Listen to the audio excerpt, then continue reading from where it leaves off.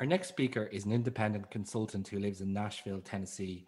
She's written and contributed to many books and numerous articles, with her latest book, More Fearless Change, co-authored with Mary Lynn Mans. She's an internationally known presenter on topics related to patterns, retrospectives, influence strategies, agile development, and the change process. With a PhD from Arizona State University in the field of object-based design metrics, her background includes university teaching and software development in a number of different domains. I'm delighted to introduce virtually to Dublin, Linda Rising. Thank you, David. How wonderful to be here. I wish we could all be together. I wish we could all have some wonderful conversations about change and all of the other challenges that we face. So we will have to do the best we can, which is communicate virtually. And there will be time for questions after this short presentation, but if that doesn't happen for you, please use this information to either send me some email or contact me later, and let's connect on LinkedIn. Next slide, please. This is a presentation about the myths that we believe about change. Now, a myth, I think for most of you, is something that we all believe, but isn't true. And some of these myths are going to be a little disturbing. Some of them may be a little upsetting for you. I apologize for that at a time when we are upset enough.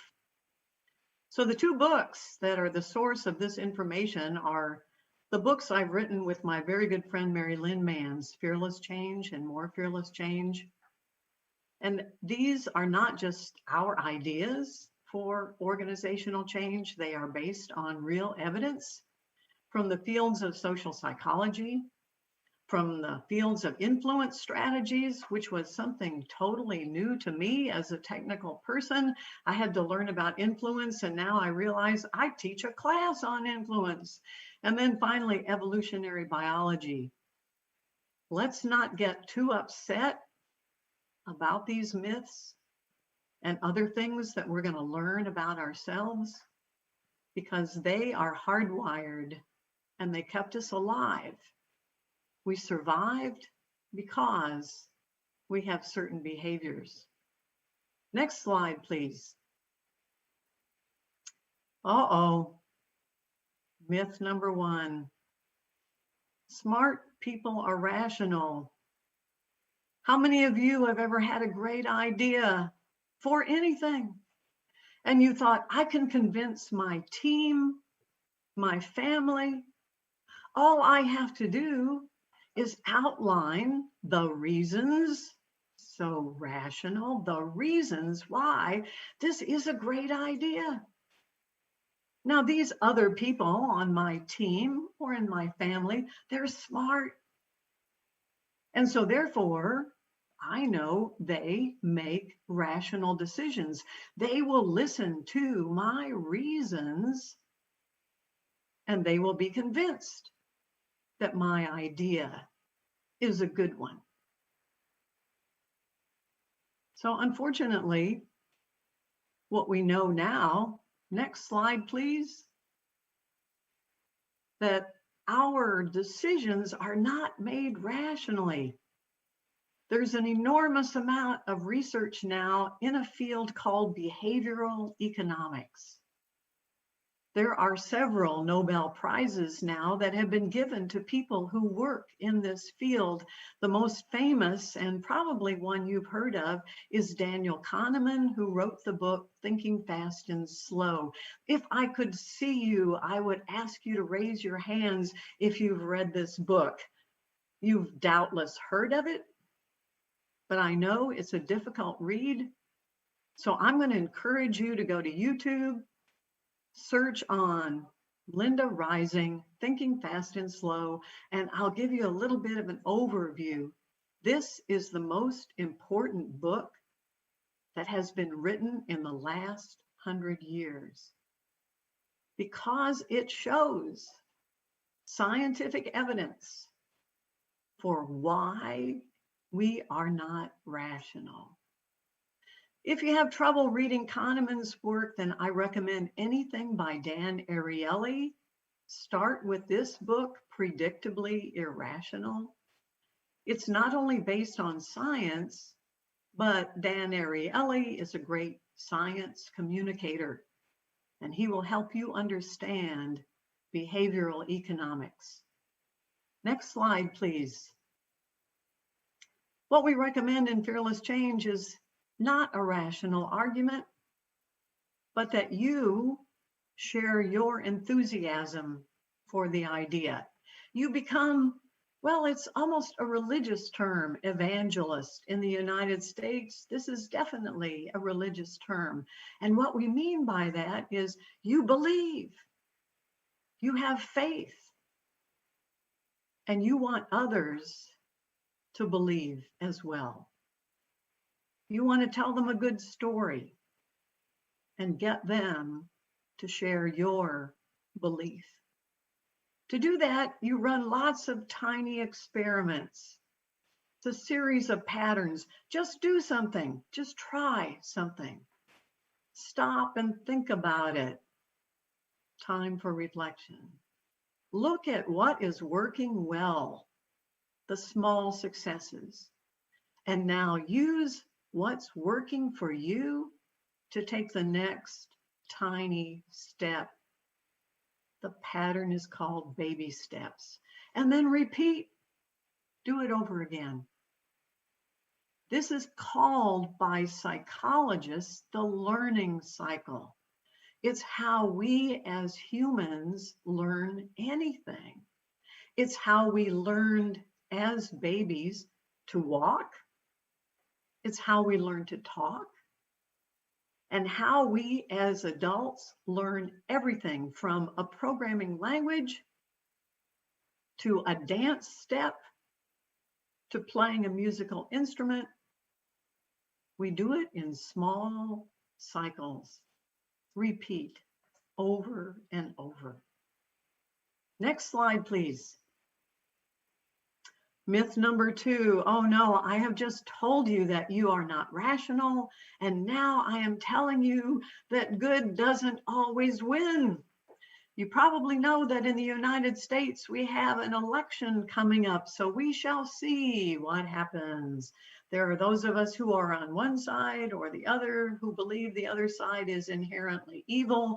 So we definitely have this battle going on right now in my country. We tend to believe that good will win. We may have to wait for it, but we believe in goodness. And if it's our idea, we especially tend to subscribe to that belief.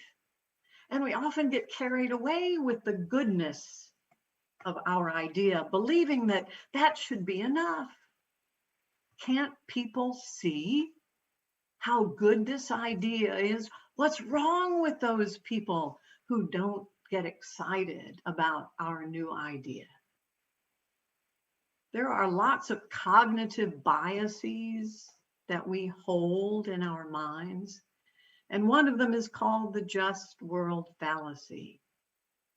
It's kept us going for tens of thousands of years, the belief in goodness. Unfortunately, we can all think of technical ideas, political ideas, where the good idea did not win. So I'm sure we can think of lots of counterexamples. Next slide, please.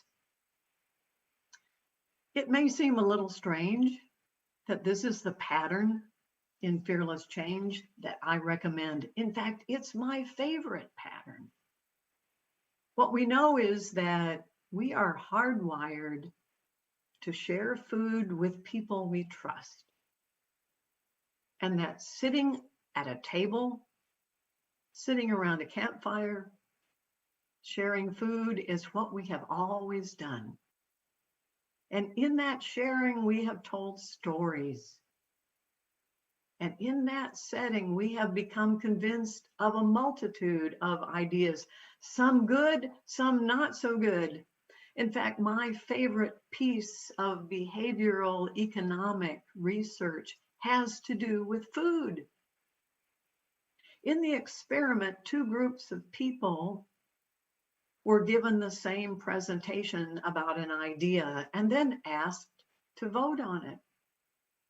Now, the difference between the two groups is that one was given food and the other was not. Otherwise, the presentation was exactly the same. Now, the research has been done around political ideas, economic ideas. No matter what the domain, the result was always the same. The people who got food while they were listening were more likely to support it. And that's true regardless of whether the idea was good or not. Sometimes it was a bad idea. Sometimes it had to do with increasing graduation requirements for students or raising taxes for citizens. It wasn't the quality of the idea that was convincing. It was the quality of the food. Because if the food was something that people didn't like or didn't enjoy, then they would tend to not support the idea. So if you're going to use this pattern, you need to be careful. You need to present food that people really love. Next slide, please. A friend of mine in England heard this talk and he told me a story about his workplace. He said, "We subscribe to Maria's rule. Maria bakes wonderful cakes." I asked him to send me a picture. So here's a picture of one of Maria's cakes. Maria's rule says there are very few problems that cake cannot solve. Next slide, please. Myth number 3. If I had enough power, those of us who are not executives, presidents, CEOs, we all believe that somehow those people who have power can force people to change. It's a myth. Next slide, please. Of course, if you threaten people, if you say, "You will do this or I will fire you," that's very effective. So is "you will do this or I will kill you." That's very effective. That does work. But what you get is compliance. People will line up to do it. Oh yes, they'll pretend to do it. But if their hearts are not in it, if they don't have faith, if they don't believe, then you won't get what you really want, which is commitment. You want people to do this because they believe, as you do, that it's a good idea.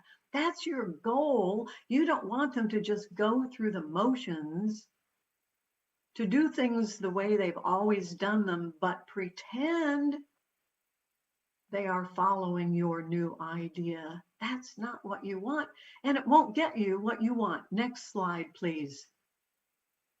We know that compliance takes overhead. It takes enforcement. And as time goes by, the amount of that overhead only increases. You have to watch people. You have to measure carefully to make sure they're really doing what you want. And then pretty soon you have to watch the watchers. It only gets worse. You want people to do it because they believe it. Next slide, please. We know that no matter what your idea is, when you present it to a normal population, you're going to get this set of responses. The research on this has been done in so many different domains, and most of us are familiar with it, but I think we don't realize one important thing, that these tendencies are hardwired. When I say hardwired, what I mean by that is they have provided us with a survival benefit of some kind. Our hardwired tendencies developed over millennia because they kept us alive. So when you present your idea and you find that the innovators get excited, well, but there aren't very many innovators we know in most organizations. The early adopters are curious, they want to learn. Well, but the early majority, they are going to wait until they see everyone doing it. The late majority, only if there's a lot of pressure. And the laggards will they'll never get on board. So let's go back to the Stone Age and let's sit in a circle around a campfire. And we'll notice that there are a couple of our members who are missing. And we wonder where they are. And suddenly we see them coming over the hill and they're excited. And they're saying, hey, we found some new berries. Well, we're always hungry. We're always looking for new sources of food. So wouldn't that be a good idea if we all ran over the hill and joined these two members who are obviously innovators, joined these innovators in eating these new berries? What a great idea. Think about that for a minute. These are berries we've never seen. Would that be good if we all ate the berries? Wouldn't it be better if some of us said, you know, I'm going to wait until tomorrow and then I will see what happens to the innovators? If they're okay tomorrow, maybe I'll go ahead and try it. And wouldn't it be even better if a bigger group of us said, you know, I'm going to wait until a lot of people try those berries, and then I might decide to try them or not. And then others would even be even more reluctant to say, no, if I'm really, really hungry, if I were starving, well, maybe I might eat them. And then some, of course, will never eat the berries. That distribution of reaction to new ideas has kept us alive. Do not expect or even demand that everyone react to new ideas in the same way. First of all, it's not going to happen. Second, it's not a good thing. You want people to have varying degrees of reluctance to new ideas, to ask hard questions, to make sure that what was good about what you were doing the old way, make sure that doesn't get lost. There are so many evolutionary benefits to this curve. Let's look at the next slide, please. We're typically used to seeing this as a standard normal curve. Now you know that this is what your organization is going to look like. And you should be okay with it. You cannot change it. It's hardwired. Next slide, please. Stephen Covey says, you don't want to force people. If you can buy a person's hand, fine, but you can't buy his heart. His heart is where his enthusiasm, his loyalty is. You can buy his back, but you can't buy his brain. That's where his creativity is, his ingenuity, his resourcefulness. You can't force people to be creative, to be innovative, to believe. If you haven't read The 7 Habits, I recommend it highly. If you have read it, read it again. Next slide, please. The pattern in fearless change is personal touch. Every person wants to know, why should I care? What's your great idea got to do with me? What problems that I have can your idea solve? And you have to answer that question for every person you want to influence. And that means you have to understand where they're coming from and what they care about, what their values are, and what are they afraid of. And without that understanding, it doesn't matter how many PowerPoint bullets you have, you're not going to be influential. Next slide, please. Myth number 4. Well, I'm smart. Why should I need help from anybody else? This is my idea. I want to win that Tech Support Guy Award of the Year. This is mine. I own it. Next slide, please. The pattern in fearless change says, if you want to influence people, if you want to make your idea successful, the very best thing you can do is ask others to help you. Otherwise, the idea becomes associated with you. It's all about you. Whereas if you approach others and say, I need help, I can't do everything. This is a great idea, but it can't just be about me. I need you. I need you to help me. It's also a powerful influencer for other people to believe they're important and they're needed to help you succeed. Next slide, please. The companion pattern is called sincere appreciation. We forget people help us. Sometimes they just volunteer. We don't even have to ask. Or sometimes they help because we've requested it. But don't forget to recognize that and to say thank you. This seems like such a simple pattern, but it is so powerful.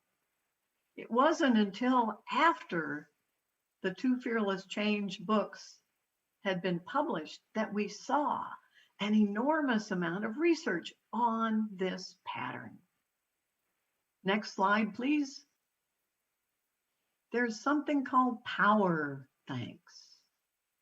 So there's a right way to say thank you. It should be sincere. You mean it. You're not just going through the motions because it's the end of the quarter and you're the team lead and you stand up and say, hey team, thank you for everything you've done. It should be timely. It should be detailed so that everyone knows that you understand what was done. And describe the impact. Here's an example. Thanks for working late last night. You fixed that bug. Now we can do the customer demo on time. Sincere, timely, detailed. Describe the impact. Next slide, please. There's research that shows people who make a habit of doing power thanks have more energy and optimism, more resilient, have better health, suffer less depression, are more compassionate. They get fewer colds. And what's not in this list, the one I care about the most, is you live longer. So I think it's time to offer an appreciation. Next slide, please. I know that you are so tired of being in lockdown. I know that you are overwhelmed with the number of online meetings and online conferences and online calls, and that you would choose to spend this time with me makes me very happy. I really appreciate it. And I have some time for questions. So if there's anything you'd like to ask, I'd love to try to answer it. Next slide, please. This is a mind map of fearless change. You are welcome to have these presentation slides. If you just send me an email, I'll be happy to send them to you. Now, time for questions? Absolutely. Thanks so much, Linda. That was fantastic. Thank you. So we have a few questions coming in thick and fast now. Okay. So the first question from Lisa Crispin. So I've been wondering for months now what Lisa. Lisa's Lisa's here. So and thanks for the question, Lisa. So wondering for months now, what's the virtual equivalent of the do food pattern? I see lots of discussion and experiments on this on the discussion forum too. It can be easily done. Anything that can be done face to face can be done virtually. You just have to be creative. So this is something that's actually been around for a long time. The idea that you have teams that are separated sometimes by considerable distance, sometimes culturally separated. The absolute very best thing you can do is do food. So some suggestions. What was your favorite cookie when you were growing up that your mother used to make for you? Was it chocolate chip? Was it peanut butter? Was it? So we would like to all share that recipe for that cookie, and we will all make it, and then we will all enjoy that cookie at the same time when we are having an online meeting. I don't know anything about Indian food. Could you send us a recipe for some kind of shrimp or chicken biryani? And then I will try to make that. And then we will all share it together at the next team meeting. So that way I get to hear about your mother's chocolate chip cookies. And you get to hear about my grandmother's chicken biryani. And maybe yours doesn't taste exactly like mine, but we can talk about the spices, the chocolate chips, the things that we really love and that we remember about that food. And we can do food together. Absolutely. Thanks, Linda. And I see, yeah, some good experiments being shared. I see Natalia's talking about doing remote lunch mastermind sessions with her friends, which is really cool. I see Lisa McNabb talking about remote lunches or coffee breaks on Fridays. So lots of good experiments. Darren talking about potato, cheese, and onion, which is an Irish delicacy. Linda, I don't know if you've come across potato on your travels. So lots of interesting experiments there people are trying. So just another question from Jonathan. I've heard that power tanks, there's a right way to say sorry. Does Linda know about this?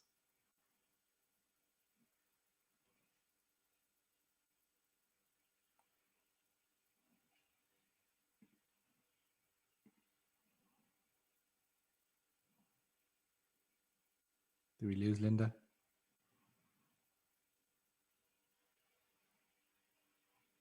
Okay, so I think we'll try get Linda back. So so keep the questions coming, guys. I see a good few coming in, and also good discussions there in the discussion forum there too about experiments people are trying. So once we get Linda back, we will pose these questions to her. So we'll just give everyone a couple of minutes just to ask their questions.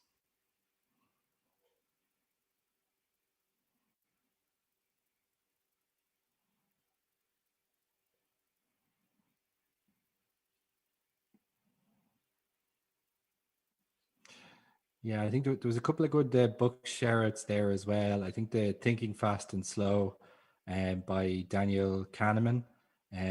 We'll add a link to the chat for that. Rob, I see you read that on your honeymoon as well. Definitely an old romantic. Okay.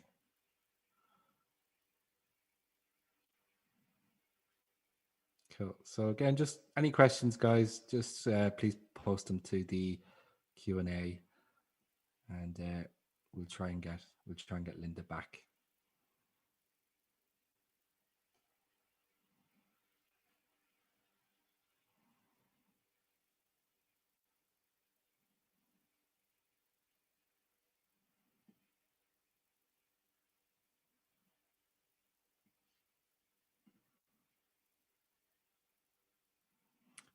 Okay, so just whilst our AV team are working on bringing Linda back to us, just a reminder of what we have coming up.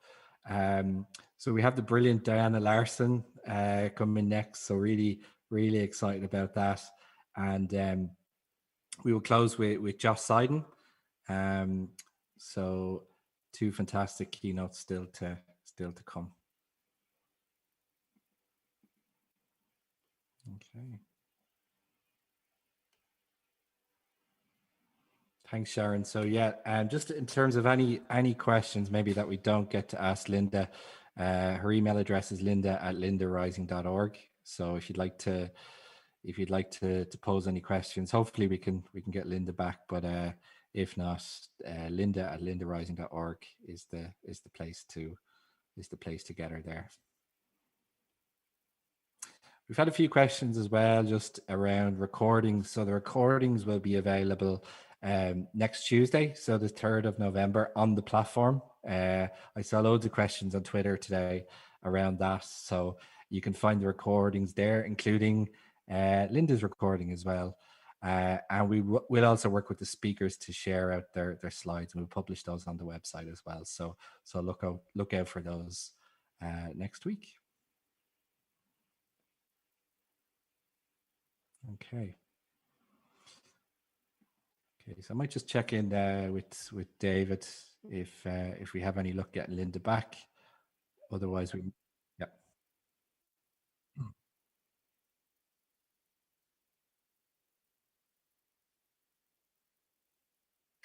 Okay, cool.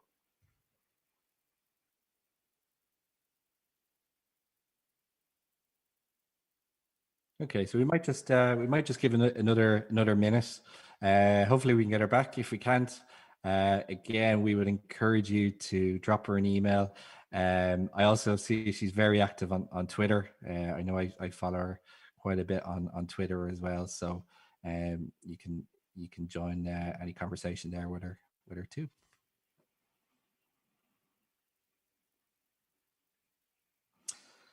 Yeah, so Laura, just a question, a good question there from Laura McQuillan on the discussion forum. So do people have any favorite change patterns they could share? So maybe if you could type it into the discussion forum, if there's any interesting change patterns you could share, particularly remotely as well.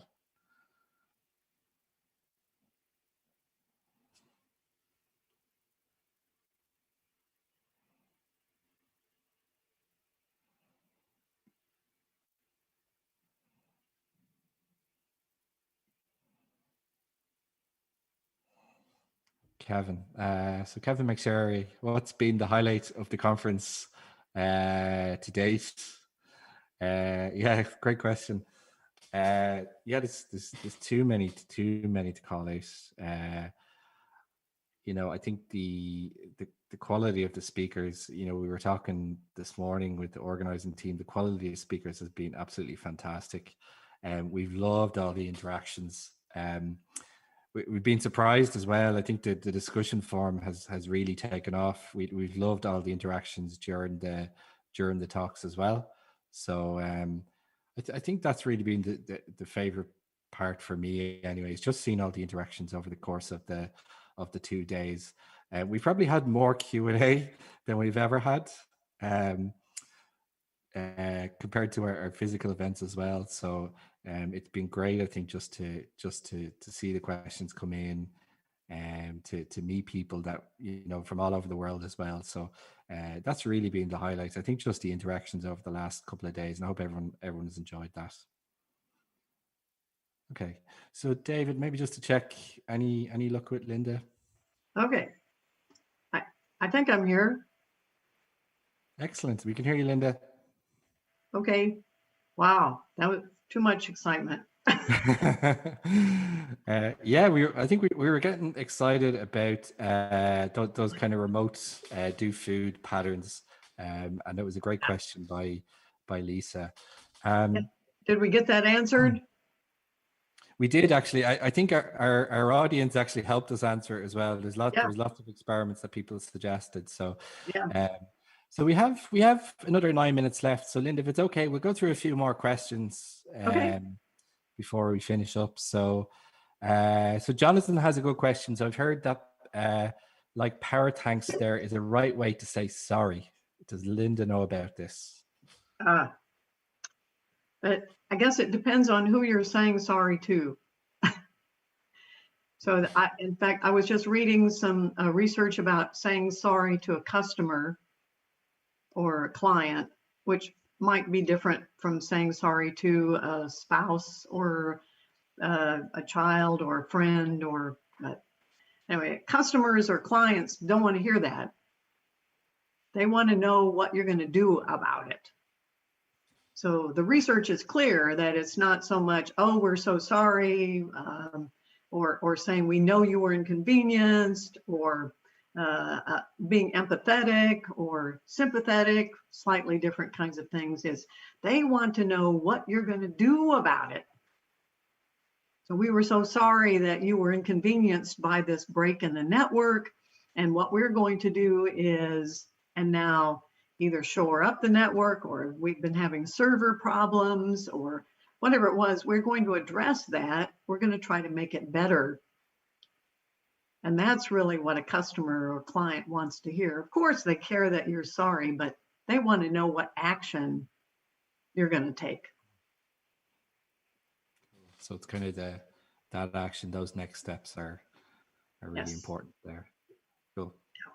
Thanks. Thanks for the question.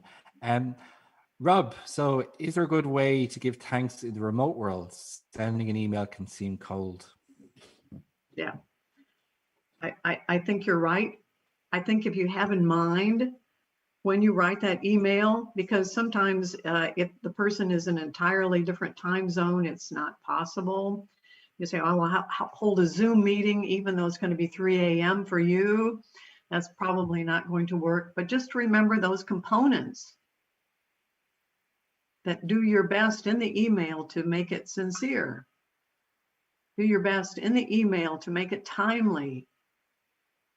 Express that appreciation in a timely manner. Don't wait. Don't delay it. Make it detailed enough so the person who receives it can say, all right, it's not just a pro forma. They're not just saying, oh, say, thanks for everything you've done for the team, the end. No, thank you for everything you did for producing this awesome conference. If it hadn't been for you, we wouldn't have been able to, and then describe in detail what this other person has done that merits the appreciation. And then because of you, we were able to have a successful event. You brought your talents to bear on a lot of problems that wouldn't have been solved any other way. So if those components are there, I think in a way, email can be better because now you can reread it. You can savor it. Whereas in the moment, sometimes even if all those elements are there, it's gone. So you know that I'm incredibly old. And a habit I got into decades ago was when someone sends me an email that says, Linda, I heard you talk at a conference and you really had an impact on my life because I've been struggling with a lot of issues. I save that email. I have a folder in my email called Keep. And every now and then, when things are bad and I get a little discouraged, I just randomly go through my Keep folder and I reread those emails. I wouldn't be able to do that any other way. So there are good things about having that email. Thank you. Thanks, Rob. Great question. So James is asking, are smart people more rational, or does intelligence have no relation to rationality? What we know is that if you're very smart, you do a better job of ignoring the facts. We have a cognitive bias called confirmation bias that enables us to discard information we don't like and accept information that we do like. And what evidence shows is that smart people are better at doing that. So smart people are better at ignoring information that doesn't line up with their beliefs. In fact, smart people are better all around at using their cognitive biases. So they're not as open as people who are not so smart. So of course, David is smart. I know David's smart. The person who asked this question is smart. We are all smart people. So that means we have to be extra careful and not believe that we've got it all figured out. That perhaps what we've done is a very good job of ignoring contradictory information and dismissing data that we should be paying attention to. Thanks, Linda. So we'll take one more question. This is from Alan Malloy. So Alan is asking, behavioral change takes time, getting change adopted from innovators right through late majority. How do you deal with crisis? Or as always exists in business today, this sense of urgency or deadlines? What we know is that you don't want to wait until you've convinced everybody. What you want to do is give them something to do. So we've got it backwards. Somehow we believe that we're not going to get effective action or behavior change until we've changed their minds or their beliefs, or in some cases, their values. And that's not true. What we want to do is get people to do something, and then in doing it, that's why ask for help is so powerful. In doing it, they change over time their values, their beliefs about whatever the issue is. So get them doing something right away without worrying about whether they actually support your cause or whether their beliefs align with yours. And in fact, in many cases, you don't have to be concerned about what their values or beliefs are if you can get the proper behaviors. And what we know is behaviors drive beliefs, not the other way around. So when you're facing a chaotic situation, let's find some concrete things that people can do and encourage them. This is actually a subject of another talk that I'm giving next week, is make it easy for them to do that. Instead of convincing them or worrying about whether they believe it's important or not, make it easy, make their lives easier if they do whatever it is that you want them to do. The pattern is called easier path in fearless change. Behavior drives beliefs. Okay. So we're just out of time, guys. So Linda, first of all, thanks so much for your time. I've really enjoyed the last 45 minutes plus with you. Had a great chat with you beforehand as well. I think we have Sharon, I think, shared your email address just when you dropped off. So linda@lindarising.org. Is that a good place for people to be able to find you? Perfect. Yes. And I believe you're fairly active on Twitter as well, so people can find you there as well. Yeah, excellent. Indeed. Excellent. Thank you. Okay, thanks very much for your time. Be safe. See ya.